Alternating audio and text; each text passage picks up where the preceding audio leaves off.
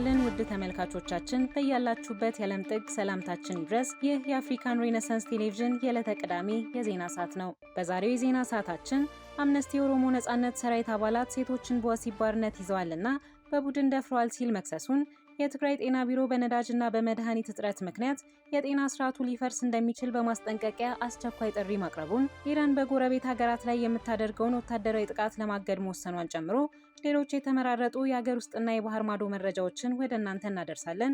እንድትከታተሉን ከወዲሁ የምጋብዛችሁ ሩሃ ግርማ ነኝ። አብራችሁን ቆዩ።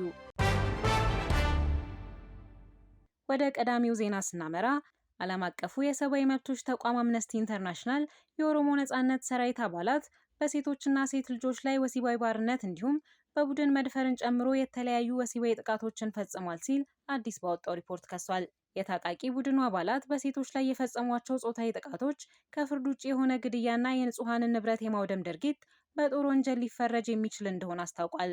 አምነስቲ ኢንተርናሽናል ይፋ ያደረገው የምርመራ ሪፖርት በኦሮሚያ ክልል የሚንቀሳቀሱ የታጣቂ ቡድኑ አባላት ከ2012 እስከ 2017 ዓ.ም ባሉት ዓመታት የፈጸሟቸውን ድርጊቶች የዳሰሰ እንደሆነ ተገልጿል። የሰብአዊ መብቶች ተቋሙ ምርመራውን ሲያከናውን በቡድኑ አባላት ወሲባዊ ጥቃት ለተፈጸመባቸው 10 ሴቶች ቃለ መጠይቅ ማድረጉን እንዲሁም የጤና ባለሙያዎችን ማነጋገሩንና የሕክምና መዝገቦችን መመርመሩን አስረድቷል። በምርመራ ከተካተቱ ሴቶች መካከል 7ቱ ጥቃት በተፈጸመባቸው ወቅት እድሜያቸው ከ15 ዓመት በታች እንደነበርም አክሏል። በማሳያነት የተጠቀሰች አንዲት እናትና በወቅቱ 12 ዓመቷ የነበረችው ልጇ 3 ሳምንታት ለሚሆን ጊዜ ዋሻ ውስጥ እጃቸው ከዛፍ ጋር ታስሮ በበርካታ የኦሮሞ ነጻነት ሰራዊት ወንዶች መደፈራቸውን እንደተናገረች መግለጫው ላይ ሰፍሯል። ወሲባዊ ጥቃት የተፈጸመባት እናት ለ3 ሳምንታት ያህል 15 ወንዶች እኔንና ልጄን ይደፍሩን ነበር ማለቷን አምነስቲ በሪፖርቱ ገልጿል። በ2017 ዓ.ም በኦሮሞ ነጻነት ሰራዊት ተዋጊዎች በወሲብ ባርነት ተይዛ የነበረች ሌላ ሴት የደረሰባት ሰቆቃም በሪፖርቱ ላይ በማሳያነት ተጠቅሷል። እንደ አምነስቲ ገለጻ ጥቃት የደረሰባቸው ሴቶች ባሎቻቸው፣ ወንድሞቻቸው ወይም አባቶቻቸው የመንግስት የጸጥታ ኃይል አባላት በመሆናቸው ምክንያት የታጣቂ ቡድኑ አባላት በበቀል እንደደፈሯቸው ተናግረዋል። የኦሮሞ ነጻነት ሰራዊት በበኩሉ በአምነስቲ ኢንተርናሽናል የቀረበውን ክስ መሰረት አልባ ነው ሲል ውድቅ አድርጓል።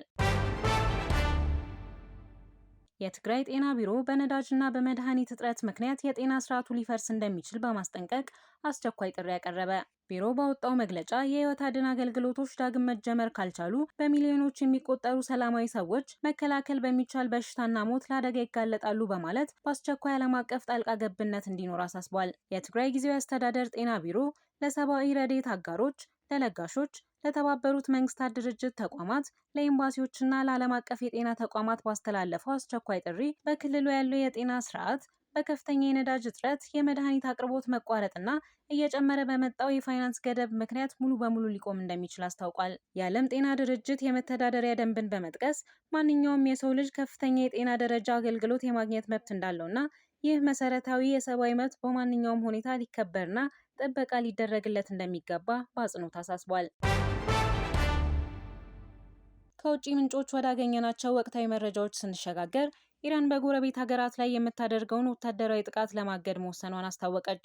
ይህ የኢራን ውሳኔ የተሰማው በመካከለኛው ምስራቅ ያለው ውጥረት በከፍተኛ ደረጃ በጨመረበትና የአሜሪካ ግዙፍ የጦር መርከቦች በቀይ ባህርና በአረቢያ ባህር በኩል ስምሪት በጀመሩበት ወቅት መሆኑ ጉዳዩን አነጋጋሪ አድርጎታል። Iranian President Pezeshkian has apologized. የኢራኑ ፕሬዝዳንት መስዑድ ፔዜሽኪያን እንደገለጹት የሀገሪቱ ጊዜያዊ የከፍተኛ አመራር ምክር ቤት በጎረቤት ሀገራት ላይ የሚሰነዘሩ ጥቃቶች እንዲታገዱ በይፋ ወስኗል።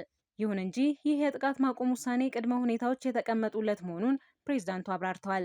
እንደ ፔዜሽኪያን ማብራሪያ የኢራን ጦር ጥቃቱን የሚያቆመው በእነዚህ ጎረቤት ሀገራት በኩል በኢራን ላይ ምንም አይነት ጥቃት ካልተሰነዘረ ብቻ ነው። በኢራን ላይ የሚሰነዘር ማንኛውም ጥቃት መነሻውን ጎረቤት ሀገራት ካደረገ ግን ኢራን የአጸፋ እርምጃ ከመውሰድ ወደ ኋላ እንደማትል ፕሬዝዳንቱ አስጠንቅቀዋል። የፖለቲካ ተንታኞች እንደሚሉት የኢራን ውሳኔ ጎረቤት ሀገራት ግዛታቸውን ለውጭ ኃይሎች ጥቃት እንዳይፈቅዱ ለማሳሰብና ቀጣይ የግጭት አቅጣጫዎችን ለመቀየር ያለመ ነው።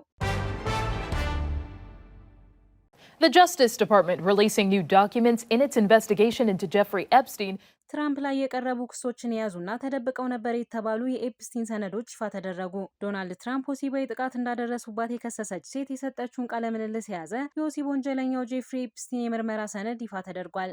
የተጎጂዋን ቃለ ምልልስ ጭምቅ ሀሳብ የያዘው ሰነድ በአሜሪካዊ የወንጀል ምርመራ ተቋም ኤፍቢአይ ስር የነበረ ሲሆን የፍትህ መስሪያ ቤት ይፋ ካደረጋቸው ከወሲብ ወንጀለኛው ጄፍሪ ኤፕስቲን ጋር የተያዙ ሰነዶች ውስጥ ተካቷል።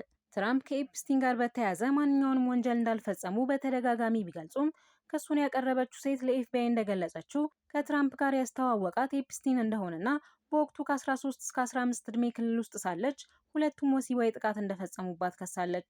ሰነዱ ይፋ ከተደረገ በኋላ ዋይት ሀውስ መሰረተ ቢስና በመረጃ ያልተደገፈ ሲል ያጣጣለ ሲሆን የኤፕስቲን ፋይሎች ይፋ መውጣታቸው ትራምፕን ከተጠያቂነት ነጻ የሚያደርግ ነው ብለዋል። አሁን ይፋ የተደረጉት ሰነዶች ሆን ተብለው የተደበቁ ናቸው በሚል የአሜሪካ መገናኛ ብዙኃን ሲዘግቡ ቆይተዋል። ትራምፕና ኤፕስቲን ኋላ ላይ ቢጣሉም ረጅም ጊዜ የቆየ ወዳጅነት እንደነበራቸውና ጓደኝነታቸው እስከ አውሮፓውያኑ 2000 ድረስ እንደቀጠለ ተገልጿል። ትራምፕ እንደሚሉት ኤፕስቲን ከመታሰሩ ከ2 ዓመታት በፊት ተጣልተዋል።